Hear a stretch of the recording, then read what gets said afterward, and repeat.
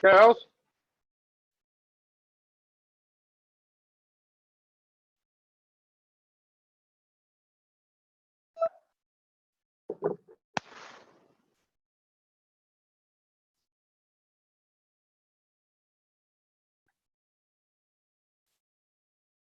Hello, hello.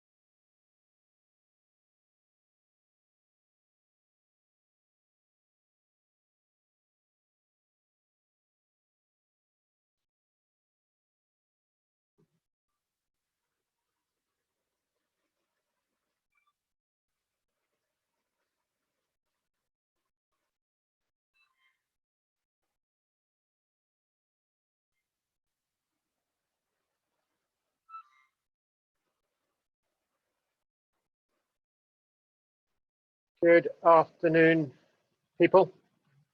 We're just getting a few on board.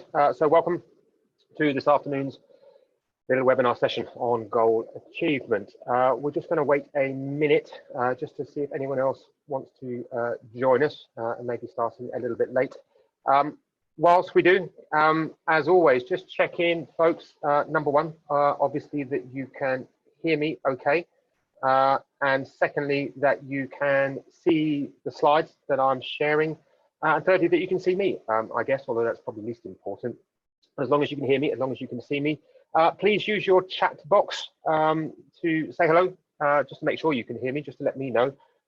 Maybe say hello to anybody else that is here, or everybody else that is here. Feel free to put your cameras on, leave them off, that's completely up to you. I will mute you, or you are muted, if you can keep it that way. There's not very many of us today. That's mainly because I didn't get around to marketing it particularly well. I've been away for a while, which is fine by me. Which means, you know, if you do have something to say, then I'm happy for you to unmute and ask a question by all means.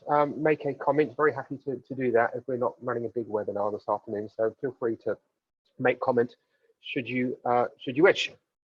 Otherwise, as I say, give it 30 seconds if that's okay, and then we shall spend the next 45 minutes to an hour. I say 45 minutes with a little bit of a smile because I always plan for around 45 minutes and I never quite make it. I always end up yapping on for longer. But there and thereabouts, then yeah, that's what we shall be doing, talking goal achievement from the sea of commitment. Okay, I'm just going to take my last sip of coffee. And then I think let's begin. If anyone needs to join us after, then as we go through, I shall keep an eye and let them in as we go through. So let's make a start. Afternoon, everybody. By way of introduction, for those that don't know me, and I think there's a fair few of you who have been on this journey with me a little bit of these webinars. So I think this is kind of the fifth in the series, although the fourth of the, how do we put them, the domains of the control model. I'll explain in a minute or two.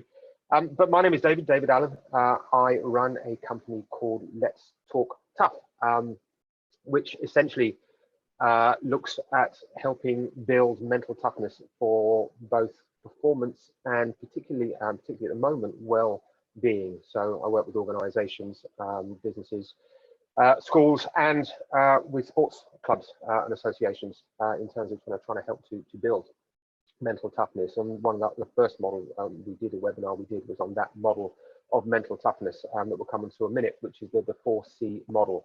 My background is a business psychologist, so I spent 30+ years now, 35 years working mainly in business, but also surrounded by sport, and more recently in the education sector as a kind of social psychologist in the business world. So as I say, high performance and well-being have been key areas of my work. Over the past 10 years or so, then worked a lot within positive psychology. I'm a positive psychology coach and progressively use more and more positive psychology tools in the work that I do. And then finally, I'm also an endurance athlete, so a competitive endurance athlete. So I bring a lot of the stuff I do in the sports arena, practical stuff, into the work that, again, that I do. I guess I kind of practice what I preach by doing long distance triathlons, Ironman distance and ultra distance. So let's just remind ourselves, and forgive me those that have been with, say, on this journey with me, but let's have just a quick 2-minute catch up on what we're talking about as a reminder, and for those that haven't been with me so far. So the whole series is about building mental toughness for particularly well-being, given the situation we have found ourselves in over the past few months, but also high performance. And the model we've kind of based this set of webinars on is what's known as the 4C model by Dr. Professor Clough. And the 4C model, as you can see, I hope, is control, or the 4 domains are control, commitment, challenge, and confidence, is what makes mental toughness. I need to be a little bit careful when we talk about mental toughness. So mental toughness, mental strength, the opposite is not mental weakness, it's just mental sensitivity. And there's nothing wrong with that. It's just that mental toughness is useful, particularly in times of stress and pressure and change, for example. So people who score highly on the scale, and you can do a psychometric test on this, tend to cope better in difficult circumstances. And within those 4 C's that we're investigating, we've already done control. So it breaks into 2 subdomains, self-control and emotional control. And then last time round, about a month ago now, we looked at goal setting as part of this 2-pronged attack on commitment, both goal setting and goal achievement, which is where we're going today. And then next time around, we'll be looking at challenge, and then finally the 2 sets on confidence. So that's the 4C model. Happy at the end if anyone hasn't been with me to kind of talk a bit more about that. And again, as it was about a month or so, I'll say I've been away with a not very well father. So this is why we kind of had to put back the dates for a bit. So just as a reminder, so goal orientation is the overall kind of theme of commitment. But the 2 factors are about goal setting and goal achievement that make up goal orientation. And if you remember last time around, those that are with me, then we sort of particularly talked about sort of 3 types of goals. So purpose goals, performance, and process. So this purpose, oh, okay, you can't see slides. Just check with me, guys. Can none of you see slides at the moment? It may be that I did share them, but they're not there. Okay, then let me put the slides on. It's okay, we haven't missed anything in terms of slides. Just bear with me, just for some reason. It's not letting me share slides, but it will be now, so just bear with me. Thank you for that, folks. I thought I'd shared them nice at the very start. So appreciate your input on that. So let me put the chat box back so I can see that as we're going along, just in case I make any fundamental errors. So I trust you can see them all now. Thank you, folks. So let me then just very quickly just go back to that one for those that haven't seen it before. So that was what I was showing to me and no one else. Control, commitment, challenge, and confidence, and the 8 subdomains under control: self-control, emotional control, commitment, goal setting, and achievement, which is where we're going today. And then challenge and confidence to come in the coming weeks. And then the slide I moved on to was just this overall kind of idea of goal orientation, which is where commitment is focused towards. Those two elements being of goal setting, which we covered. I'm just going to have a quick review on, and then goal achievement, which is where we're headed. So a couple of reminders, a couple of slides from last time round as a quick reminder. So in terms of goal setting, 3 kind of types of goals I think is fundamental here. So purpose, and purpose we just come back to time and time again. The whole sort of domain of commitment is surrounded by purpose, knowing where you are going. So purpose goals, having broad aims, knowing where we're trying to get to, then breaking those down into performance. And SMART objectives are often the ones that we talk about here. I'm going to show you the Lock and Latham model as a reminder in a minute or two. But breaking that purpose into performance goals. What do I need to do to achieve that purpose? And then breaking those performance down into process. So that sort of micro level. An example I think I gave using sort of the triathlon world is the purpose maybe to win or complete a race. And the performance may be I need to complete a particular time for a run, a swim, and a bike. But the process is what I do on a day-to-day basis. And that's really broken down to individual sessions and real detail in terms of the timings and the heart rate levels and the power levels that I need to achieve, etc. So that process, those process goals are critical. Small steps towards that broader purpose. And we'll come back to these a little bit, which is why I wanted to mention them again. And then one of the sort of key theories that sit around goal setting, but also goal achievement, is the Lock and Latham model. So many of us are kind of familiar with SMART, but Lock and Latham, from a psychological point of view, were the kind of the forefathers of SMART, if you like. And they talked about clarity, so specific goals, if you like. Challenge, we'll come back to challenge in next session. So we'll touch upon it today, but we have a whole webinar on challenge, or 2 webinars on challenge. Commitment is about to what degree people buy into it. So that's key in the webinar today. Communication and then complexity. So when we're setting goals, these 5 elements I think are really important. And then the final bit, so I'm just skipping over these because we covered them last time, are just those kind of words of advice in terms of if we're struggling with setting goals. Just 3 little bits of advice we've finished with. So number 1, just don't set too many goals. So one of the reasons, moving into where we're talking about today, is why we don't achieve a lot of the goals. We just set too many. And with so many goals being set, then we're just spreading ourselves way too thin. The second point is make them short term. So the other criticism we have with goals, and we see this in the workplace an awful lot, is that goals are just over too long a term. They're too far away into the future, and we just can't see that far. And things change so quickly, particularly these days. So we want to make goals short term. So I have no problem with kind of broader, long term sort of purpose and vision and dreams of where we're trying to get to, but then we need to break them down into those 3 steps. So we need to make them short term. And finally, from the positive psychology school, make them positive. Something that you want to do, something that you like, something that you enjoy. We'll come on to that in a moment or two. Positivity is critical. And you can see why often then in the workplace we don't get a lot of workplace objectives don't get achieved. Because we have too many of them, they're too long term, and they're not particularly positive. They're actually quite stressful. They're kind of often very metric orientated, and they're too stretching, for example, or they're just not stuff we're that interested in, to be perfectly honest. So we need to, in our own life, set goals. 3 of them, make them short term, make them positive is a good place to start. So let's move forward to today. So here we have the C of commitment. We talked about the goal setting. Here we go on to goal achievement. There are many people who set goals. Most of us set goals. Lots of us set lots of goals, but we don't all achieve them. So it's absolutely a different thing. And from a personality point of view, from a psychometric point of view, doing the mental toughness psychometric model, then there are people who score very highly in goal setting but very low in goal achievement. So it's a kind of slightly different sets of skills, and often they're kind of lumped together. There's an assumption that we kind of set our goals and then we're going to go ahead and achieve them. I think it's important we kind of break this bit out and look a bit closer into what we mean.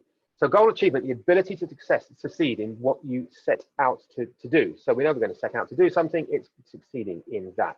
And I'm going to follow the same theme as the goal setting. So let's just follow this one through with 3 more P's, and this is where we're going to head to in the next 45 minutes or so.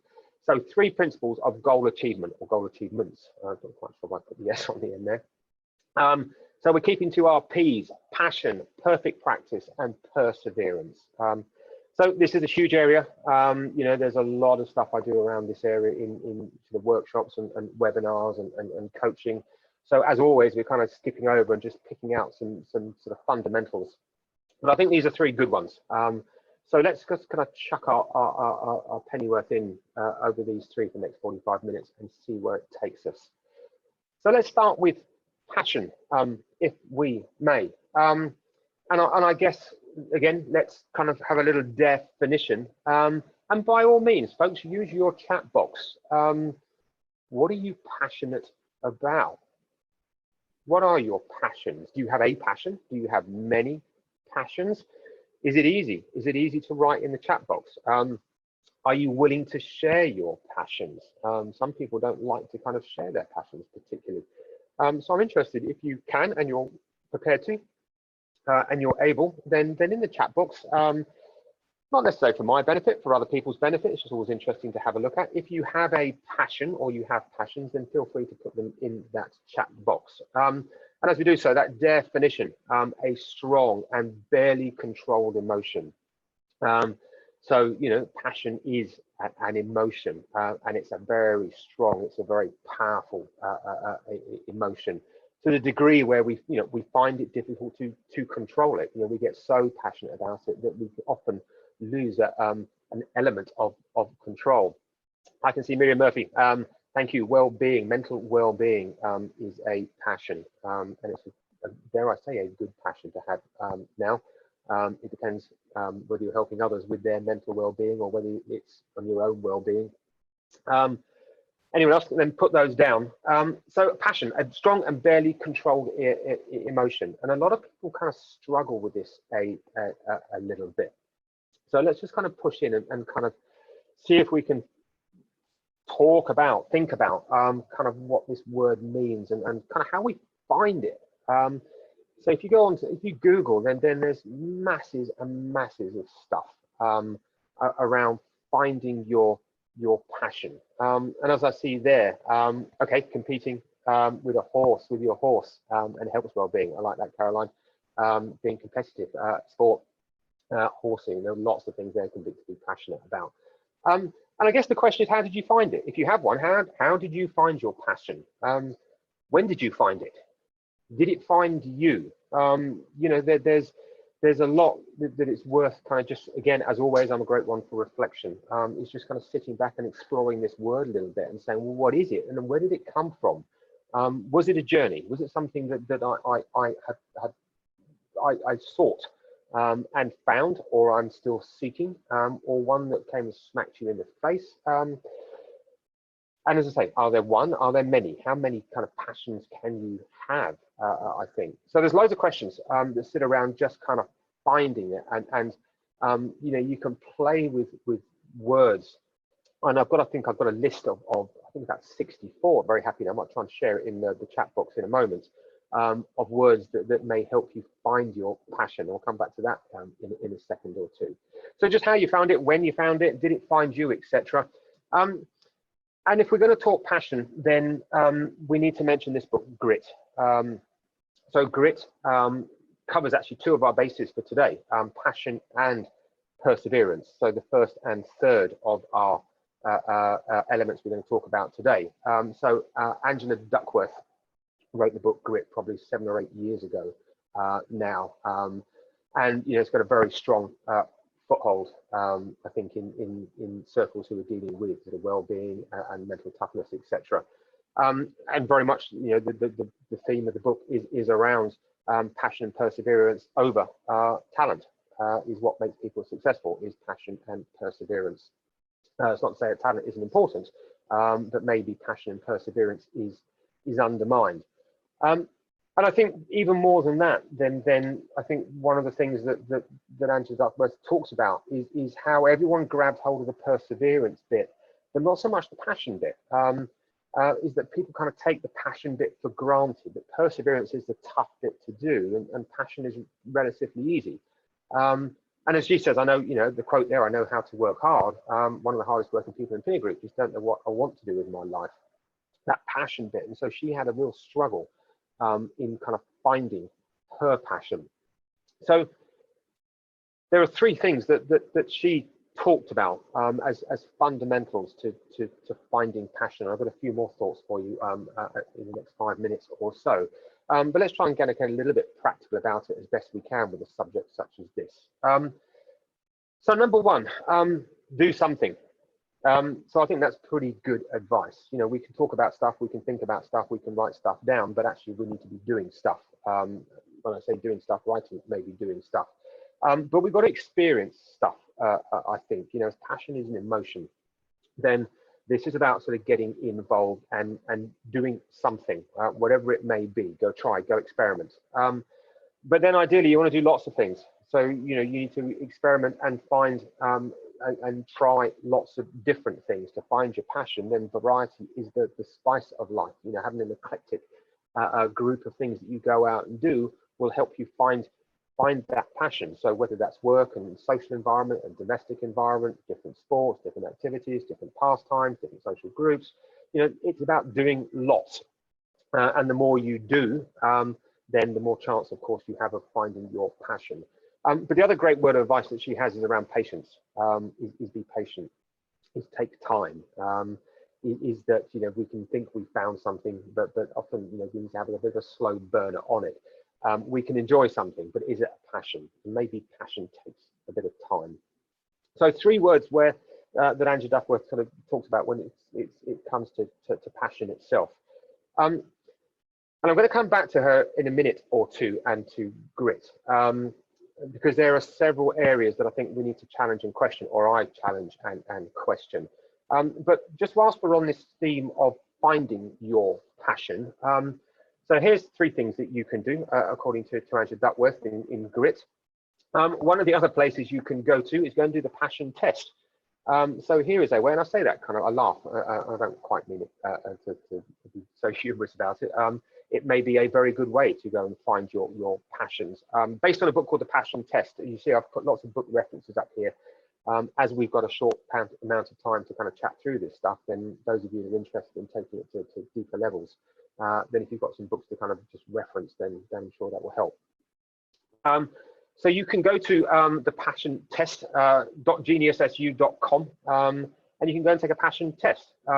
As it says, as you see, I just grabbed a screenshot there. It takes about 15 minutes to go and do. And it's a good little exercise in just taking time out to think about, what motivates, we'll come on to motivation in a minute, and kind of where your interests and potential passions may lie. So on the one hand, you've got the book, and I'm going to reference that in a second or two. But if you are interested because you're completely lost and have no idea where to go in terms of finding your passions, then you could do worse than go and take the passion test, which I think is free, or I'm pretty sure it's free. It just means you need to sign up to them, before you can cancel the email subscription. But go and do it, and it'll give you some food for thought. So it's quite a good test and quite well laid out test at that website. And the fundamentals of the book have sort of 7 principles that are probably worth mentioning in terms of the effort, the path to discovering your life purpose, as the passion test says on the book cover. And these are areas that we talked about before, or we are talking about and will be talking about. So this, what he talks about, or they talk about, Janet and Chris, are absolutely in line with where I come from on this. So commitment is what we're talking about absolutely now, the second C. Clarity is being absolutely clear on what we want to be doing and where we want to be going and what we are doing. Attention, so we talked before and we'll talk again about focused attention.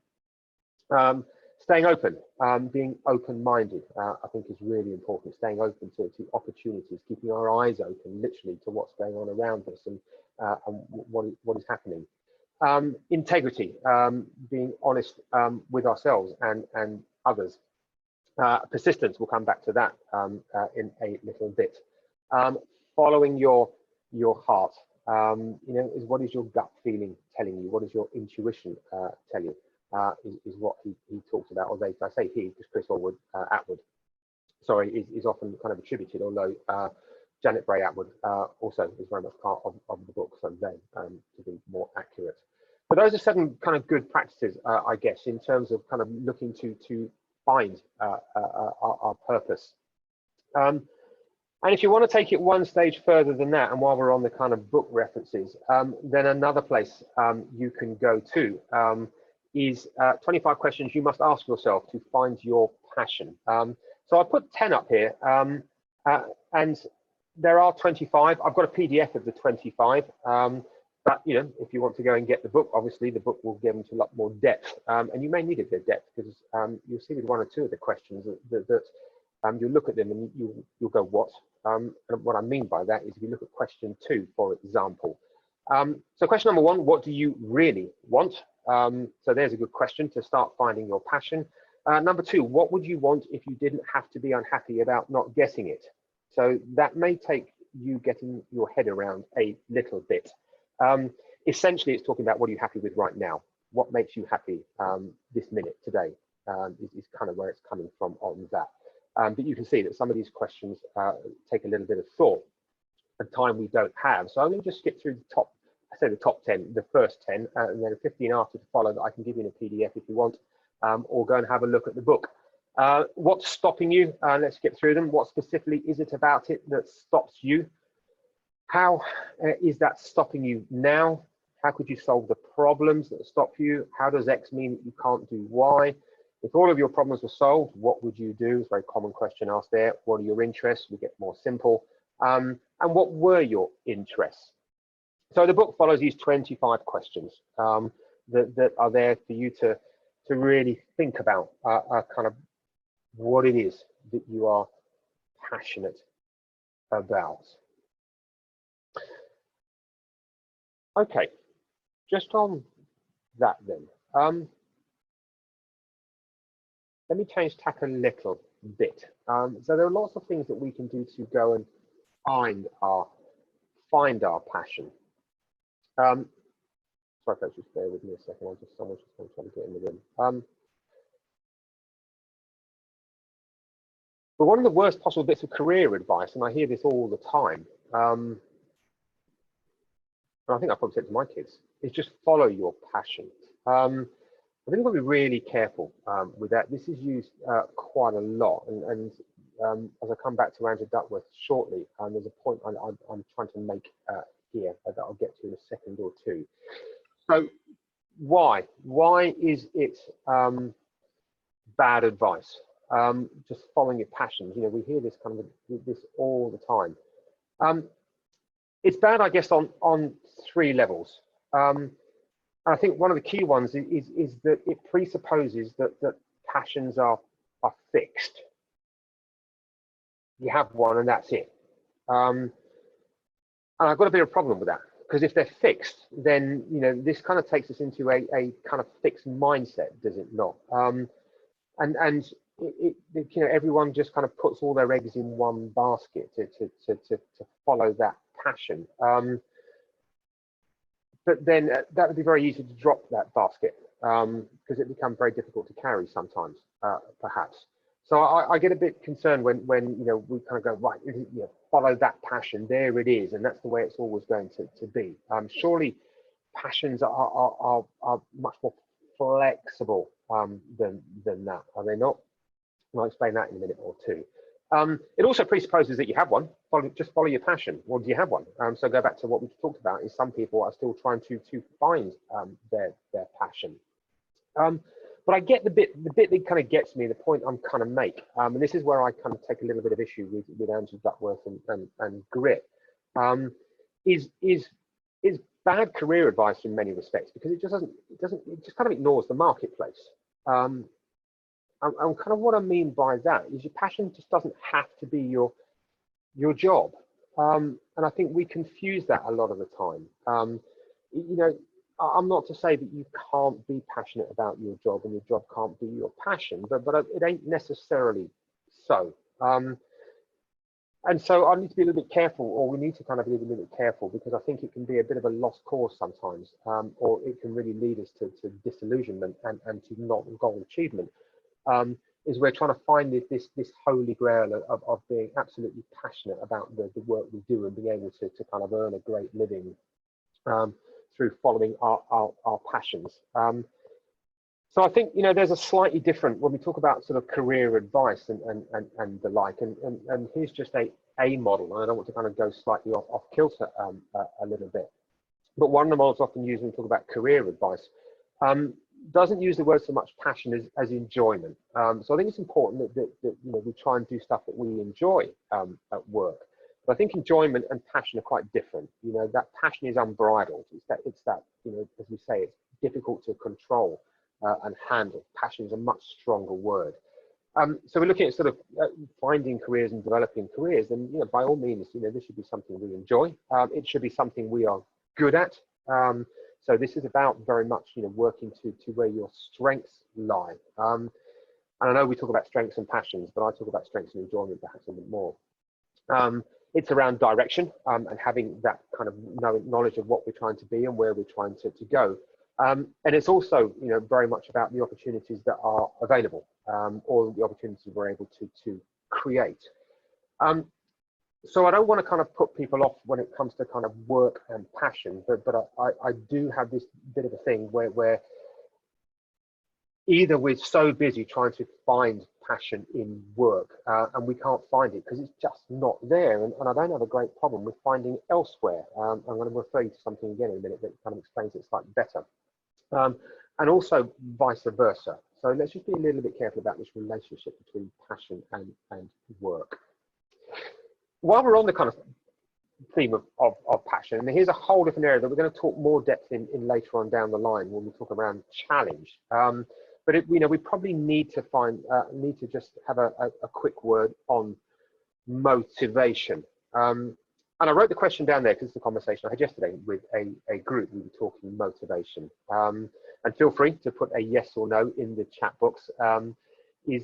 Does money motivate? Now, as I say, we're not going to spend too much time on this question. Motivation is a massive subject, and the question itself can raise all kinds of discussion points. But I guess my point is this. Okay, thanks, Louise. Minimally, but not primarily. And I think that's fair to say. I think money does motivate to a point whereby you are content with what you've got, and then it doesn't motivate anymore. So we're often motivated to get some money because it fulfills certain needs. Go back to Maslow, or go to Maslow's hierarchy of needs, but probably not a primary driver. But I think what I'm trying to make the point here is I could be kind of quite glib and saying money does not motivate, categorically doesn't motivate. Money is not a motivator. It's what the money buys that motivates. And so I think we have to go a level deeper that says, okay, what is the money buying you? And maybe that. So as Caroline, you put there, to enable my hobby and desire to compete. So great. So that's where we're talking about. The motivation is not the money. The motivation is the hobby and the desire to compete. But actually, I'm not sure that's the motivator either. So Caroline, I'd probably go a level deeper than that. And what I mean by that is often what I know are intrinsic motivators, intrinsic drivers. What does competing give you? And that's where that drive and that's where that passion comes from, isn't it? That's what the motivator is the feeling, the sense, the emotion that you get from competing with your horse, or from getting involved in well-being, or whatever it is that the money buys you. So money might buy you a holiday. Holiday is not necessarily the motivator. It's what the holiday gives you, whether that's a sense of freedom, whether that's a sense of adventure, whether that's just relaxation. Now we start to get to the kind of levels of motivation. And that's where passion comes from, is that drive to want to do something. It's where goal achievement comes from, is a real drive to do something that comes not just from a surface level element, an extrinsic driver such as money, but really it's driven from intrinsic drivers, and we need to dig to find those. So again, it's why often workplace drivers, motivators, don't work particularly well and we don't achieve a lot of organizational goals is because, really we're only doing it for the kind of money and the money that's going to buy the food. Important, but it's not a real driver underneath it all. So just some thoughts. I'm going to come back to motivation. But that passion bit is really important, I think, to link the two. So just one more thing I want to just chuck in. I'm spending a bit of time on passion, but it's important in terms of a driver. And oh, my slide's not moving. Just bear with me, folks, on that. I don't know, go have a look at a guy called Mark Manson. If you like to be challenged in your thinking a little bit. If you like kind of challenge and you like someone to kind of get in your face a bit and just make you think about things, it's not everyone's cup of tea, but he is a quite a prolific writer. And one of the kind of articles and blogs that he wrote a little while back is actually one I subscribe to. And Screw Finding Your Passion is the big title there. And he absolutely maintains your passion is right in front of your face. If you have to look for it, you're probably not passionate about it at all. So screw finding your passion. And he kind of talks about it in the article, as a kid, you don't try to find your passionate, you just did stuff and you liked it, or you didn't like it, and then you liked it for a bit, but then you didn't like it. And so that passion just absolutely comes from within and then smacks you in the face. If you're having to find it, then something's not right. Often it's not passion, it's the problem. And that's where we get this work kind of issue again. If you've got a passion, you can't find a way to make it work for you. You can't find a way to make your passion make your money. Well, that's a different problem. You've got a passion. So I think, thinking about it slightly different that way and go, for a lot of us, we have them, they're there, they're right in front of us, but we just sometimes ignore them or don't realize that they're there. Or almost don't want them to be there because they're a kind of distraction from the mundane world that we live in. So sometimes you just need to look right in front of you, and there it is. And then maybe you just want to take it for what it is, whether you can make money out of it or not. That's not the point. Whatever it does, as long as it does something for you, then that's what it's all about, whatever that may be. So go and have a look at Mark Manson and go and have a look at that article. And if you like kind of just a bit of challenge to the thinking, then that's not, that's not a bad place to go. Okay, so just some thoughts on passion. Number two, second part is perfect practice. And anyone who's kind of dealt in the sports world and perfect practice, anyone who played golf, Ben Hogan is our golfer that you see there. Ben Hogan was a golfer, sort of 30s, 40s, 50s, and was absolutely known for his religious application of practice, and the kind of this concept of perfect practice came from him and was then developed by a guy called Vince Lombardi, who was another American football coach. And this statement that many of us have heard before is practice does not make perfect, only perfect practice makes perfect. And I'm an absolute, absolute believer in that from the sports perspective. Then I think that makes perfect sense. Most of us get trapped in this kind of idea that you just got to keep doing it and that's going to be good enough. And we see it at work all the time. And there's so many studies, whether we're talking management, whether we're talking surgeons and lawyers and architects and whoever, just because you've been doing it for a long time doesn't mean you're going to get any better at it. And actually a lot of research will say people get worse at it by just practicing it, by just doing the same stuff day in, day out. You don't develop, you don't improve. So practice is not enough. And one of the books that kind of really brought this to the fore was a book called Outliers. About 10 years ago, a guy called Malcolm Gladwell, who wrote several kind of very popular books, 5, 6, 7, 8, 9 years ago. He wrote Blink, a book around unconscious bias, and he wrote a book called Tipping Point. But Outliers, as it says here, the kind of story of success. And he talks about the 10,000 hours. You may have come across the 10,000 hours. And so from research, from a guy called Carl Anders Ericsson, he took this guy's research and kind of made this popular book on 10,000 hours. which is what you need to do to master your craft. It takes 10,000 hours approximately to become excellent at something. So that's 10,000 hours of practice, as it says there, 8 hours a day, 5 days a week, 44 weeks a year for 5.5 years. You know, that's kind of the way it was broken down. And that's okay, there's a truth in that. It takes a huge amount of work to become perfect. We need to practice, and we need to practice an awful lot. So when we're talking about goal achievement, we've got to have a passion, but part of that passion is to be prepared to practice a lot, is to go through repetition, to keep doing it. If we're going to achieve that goal, we've got to practice, we've got to do stuff, we've got to get better at it. But a lot of what was written in Outliers was taking the research done by Karl-Anders Ericsson kind of out of context and popularizing a bit. So we need to go a little bit deeper into kind of practice. So this concept of perfect practice has been developed, and there's kind of 3 stages here. So we can have stage number 1, which is naive practice, which is where we just do stuff a lot. And it's almost that mindless repetition. We just get involved in stuff and then we just keep doing it. But then we wonder why we don't really get to our goal. We don't get any better. We might get to easy goals, but we certainly might not get, we probably won't get to challenging goals. So naive practice is just kind of 10,000 hours is not enough. What Ericsson was really talking about in the first instance was what is termed purposeful practice. And as you can see, there are kind of 5 principles behind purposeful practice. So we need to have a very specific goal or practice, no great surprise there, that we absolutely need focus. It's focus, and we need to be focused. So that ability, and we'll come back to that ability in a minute or two, of focus is critical.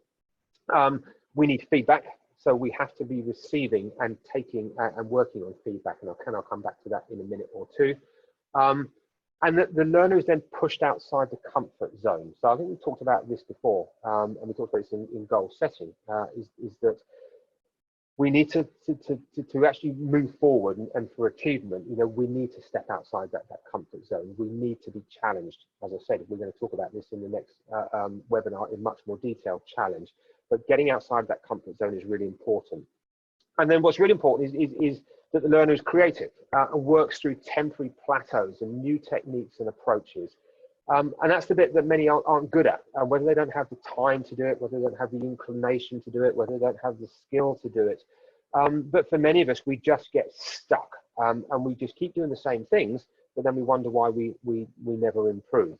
And it's our ability to be able to find different ways to be able to work through these plateaus, to go, okay, this is not working, I need to do something different, and be prepared to stretch and push beyond to find new ways of doing it. And that's obviously why things like feedback are really important, because feedback gives us measurement to know whether we're improving or not.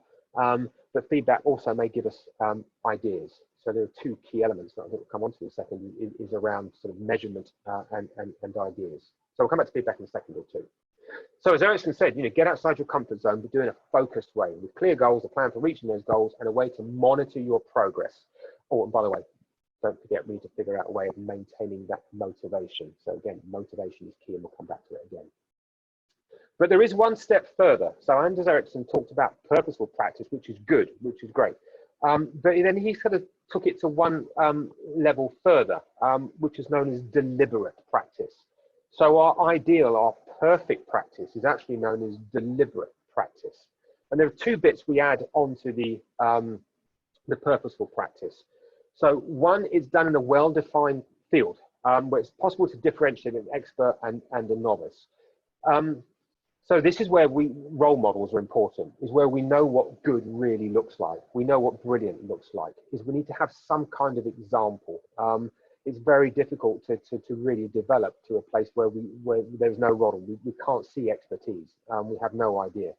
So where there is a clear difference between an expert and a novice, we can then see what makes them different, what makes someone good. So we need to find someone good, or find excellence and expertise, and then understand why what they're doing is different from what the novice is doing. And part of that process then is having a mentor, a coach, a teacher. who's giving that feedback and is actively involved in finding and helping you find techniques to improve, whatever it may be, and whether that's in the workplace, whether that's in the sporting environment, whether that's at school, that experienced teacher and coach who's actively involved makes a huge difference in deliberate practice. So those two things are added onto purposeful practice is really what we're looking to do.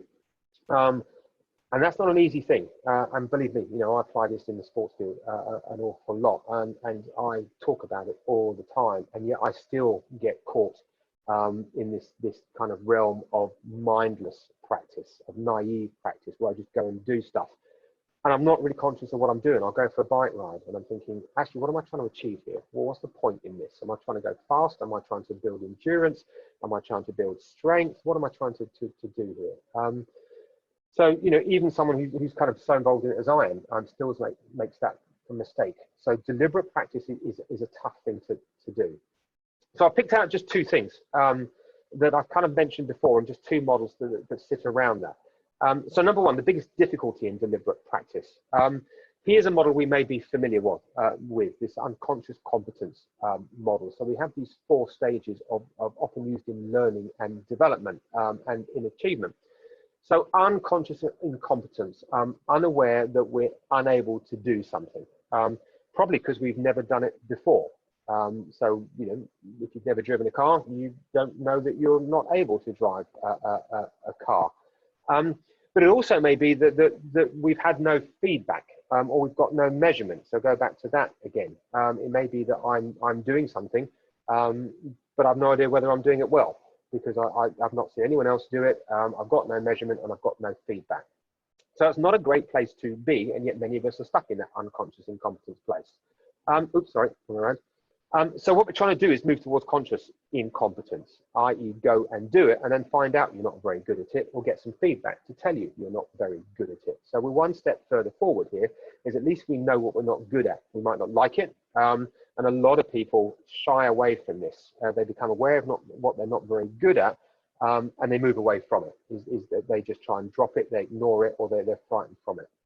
If we're talking about goal achievement, we need to move on to the next step. So the next step, conscious competence. So this is the build phase, isn't it? This is the learning stage. This is, what do I need to do to become competent? Do I need to go on a training course? Do I need to read a book, watch a video, join a webinar? Do I need to be practicing in a perfect way? What do I need to be practicing? So there's a huge amount that needs to go on between conscious incompetence and conscious competence. But then what happens is we get to this 4th stage, unconscious competence. We get to the place where we're good at it and we can do it quite naturally. We drive a car, we don't have to think about driving the car. We can make phone calls, we can listen to music, we can do all kinds of stuff. That's a really good place to be in many respects. You know, our brain quite likes being in that place where we don't have to think too hard about doing stuff. It gives us a bit of sort of peace and a bit of tranquility and a bit of scope to do other stuff. But of course, it's a really dangerous place to be. There's not much difference often between unconscious competence and unconscious incompetence. And when we're talking about purposeful and deliberate practice, the biggest challenge and the biggest difficulty is focus, is staying in conscious competence. It's really hard work. And I don't have an easy solution. We'll be talking about challenges, I've said several times, and so I'll have some solutions. But it's that ability to stay focused, that ability to find the zone, the ability to stay conscious in the goal achievement process that's really important. And not to be taking things for granted and not to be moving away from stuff. Is how focused are you? How on what you're doing on a minute-to-minute, day-by-day basis? It is the key to goal achievement. That level of focus, conscious competence. And the other thing that I've mentioned, which is the kind of often called the unsung hero of deliberate practice, which is feedback. And as I've said, feedback essentially takes 2 forms. So on the one hand, it's just simple measurement. So we get feedback by, you know, if I'm going to run 10 miles, I can measure it exactly, and thus I know that you know, I'm faster or I'm slower, so I can get digital feedback. And the other one is coaching, so I'll have a coach that helps me through that and tells me that, you know, I was slow at one stage or faster at another, etc. So this feedback is important. Here's just a very simple feedback model. And again, it introduces a few things that we're going to talk about a little bit further on down the line. So a 4-stage model of feedback. And this is a kind of workplace model, so it's used quite a lot. So the 4 stages is about starting with what is known. So this is the kind of coaching element. Asking, what did you do well? So you can ask yourself this: what did I do well? What went well? What did I like? Or we have someone ask us the question, the coach. So this is about thinking stuff and using positivity to go, what was good? Say number 2 then is, once we've asked, is we can then give that feedback to someone else. And so this is about what you did well was, and this is the kind of realm of the mentor, the expert. So the coaching and mentoring are fundamentally different things. And without spending too much time on it now, coaching is a questioning technique. Coaching is about extracting what lies within someone. So it's all about asking questions to reach high performance. Mentoring is about giving knowledge, wisdom, advice, and guidance. You don't need to be an expert to be a coach, except an expert in asking questions and extraction. But you do need to be an expert or experienced when you're mentoring. And so we're looking for both of these in feedback. So we have the coaching element, asking what we did well, and then perhaps we get the feedback in terms of being told what was well or what we did do well. We then ask what we could do differently or what someone else could do differently. And then finally, what you could do differently is ideas, difference, getting over the plateau.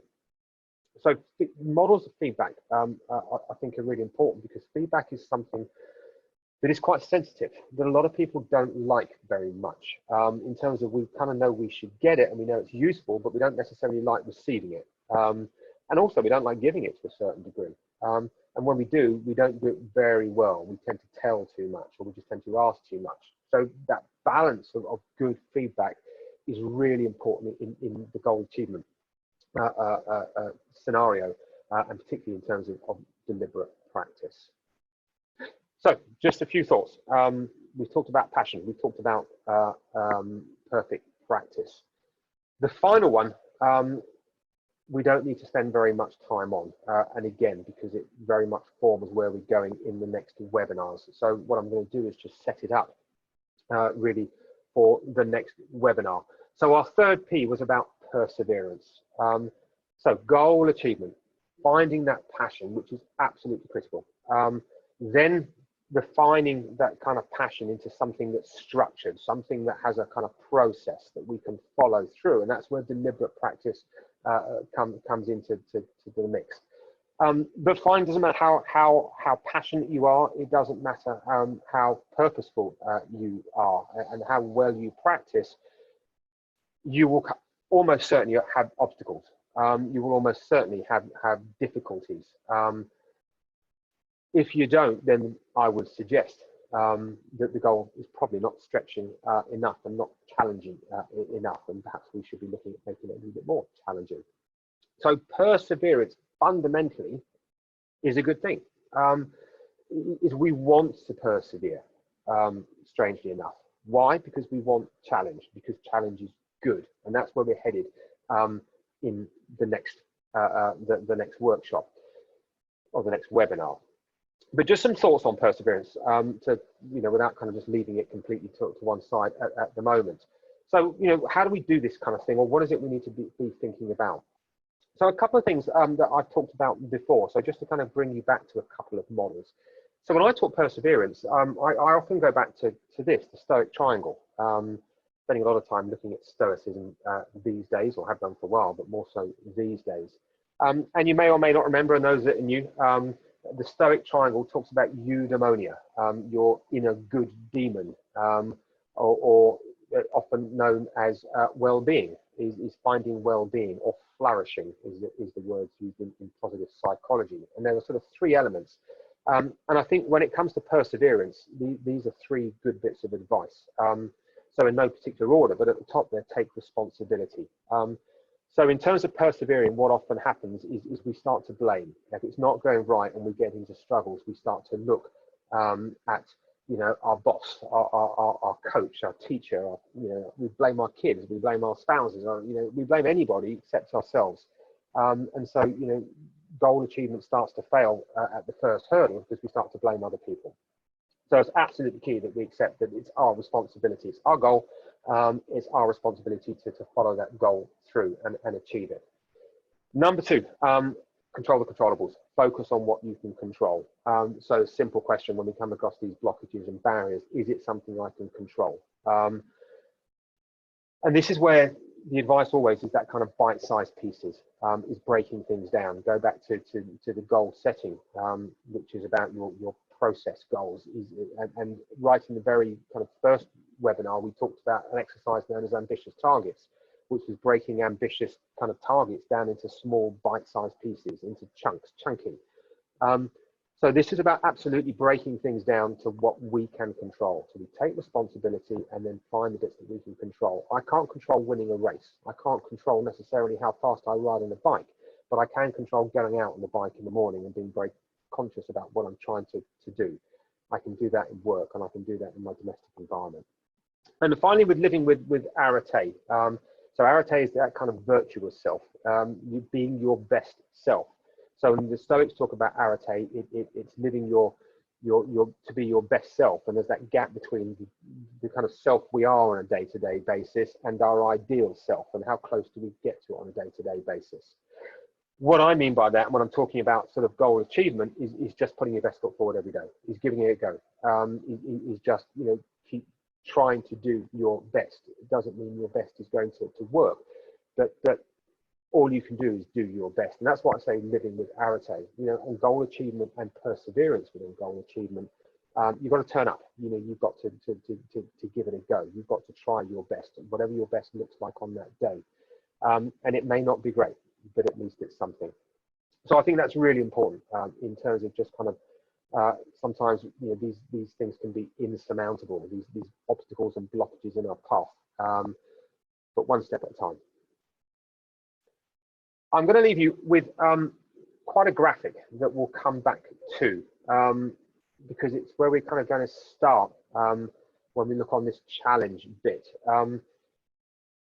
So it's quite small, some of the words. So on the right-hand side in the big letters, I think is where we're going to need to go with it. But as you can see at the top there, goal achievement to a large degree, and we started with Angela Duckworth and grit, and we'll also finish with it too, is she talks an awful lot about in grit, the growth mindset, a lady called Carol Dweck, who sort of popularized this concept of growth mindset. And in goal achievement, it's so important, is the difference between a fixed mindset and a growth mindset, that ability to adapt to challenges, that belief that we can achieve, we can do stuff.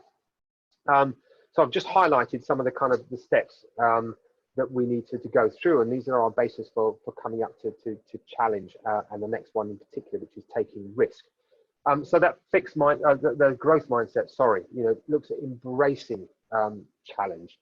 We want the challenge. We look forward to challenge. That C of mental toughness on challenge is proactive. It's about wanting to take on board challenge, not fearing challenge. So mental toughness is about resilience, is being able to bounce back. It's about fortitude. It's about not getting knocked over, but also it's about challenge. It's about endeavor. It's about moving forward. And so there's a key element that we need to kind of spend a bit more time on the next session. Persistence in the face of setbacks. So again, we come back to this concept of perseverance. See efforts as path to mastery. So, you know, really important is this kind of concept of learning and getting better. And I guess when we talk about things that we're passionate about and intrinsic drivers, for me, one of my key drivers is about getting better. That's what I'm kind of interested in. It's not particularly competitive unless it's competitive with myself. But the bit I love about challenge and difficulty and achieving goals is that I'm learning. And it just means I'm getting better. And that's key for me. And that allows me to learn from criticism. And I think that's really important. Hate criticism, but I learn from it a huge amount. So I'm very open to that. And very much about finding lessons and inspiration in the success of others. And we kind of mentioned around this kind of concept of coaches and mentors and role models. And in the model of sort of goal achievement and growth mindset, then seeing others' successes, seeing others kind of get to take on challenges and succeed, I think is really important. So this concept of growth mindset, I think is really important as we move forward into our next C of the 4C model, which is challenge. We've talked about control. We've talked about commitment, so control, self-control and emotional control. Commitment now, we've talked goal setting and a little bit around goal achievement, being 3 elements: passion, perfect practice, and perseverance. So next time round, we will be moving to the 3rd C of challenge. And if you remember, there are 2 elements of that: risk and learning. So we will start with risk, our willingness, preparedness, ability to take risks. So that's where we'll be headed. And then after that one, there will be learning from risks and the whole learn around learning before we move into the final C. Probably later in the year by the rate that we are going, because the next one is going to be on Thursday, the 9th of September. I'm away for August, so there'll be a gap of a month or so. So we will come back. I'll put a message out on Facebook, and I'll probably do a bit more marketing in the meantime. But Thursday, the 9th of September is the intended date. And yeah, we should be going through risk. So I've gone right through to the whole hour. I told you it wouldn't be 45 minutes. So let me leave you at that. Just a couple of things. The previous sessions are on the YouTube channel. So they are available on the YouTube channel, Let's Talk Tough YouTube channel. You can go and find the webinars there that we've done already. So by all means, go to there. This one will be up there tomorrow, I hope. And I will, if you send me an email, would be the ideal way. I'll reply with any PDFs of stuff that we've talked about. Will be the easiest way to do it. So contact me at either info@letstalktough.co.uk or David at letstalktough.co.uk, or get me on the Facebook page, Let's Talk Tough UK, and I will, by all means, share any PDFs or any knowledge, information, and slides, etc. Otherwise, folks, thank you very much indeed for that. Thank you for your time. Hope it was useful. Hope it's given you some food for thought. As always, go do something practical. Go do something with it. Don't just think about it. Go do it. Have a good rest of the day, and see you next time. Thank you all.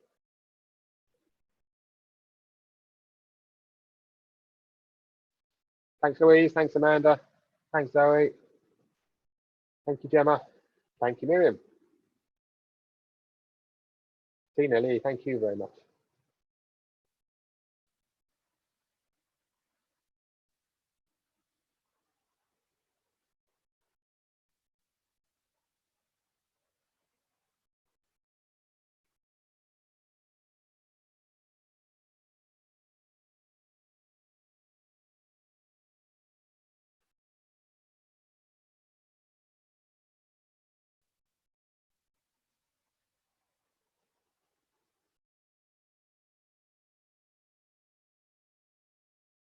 I've just got you on, Linda. I don't know if you can hear. If you've got a question, then very happy to answer.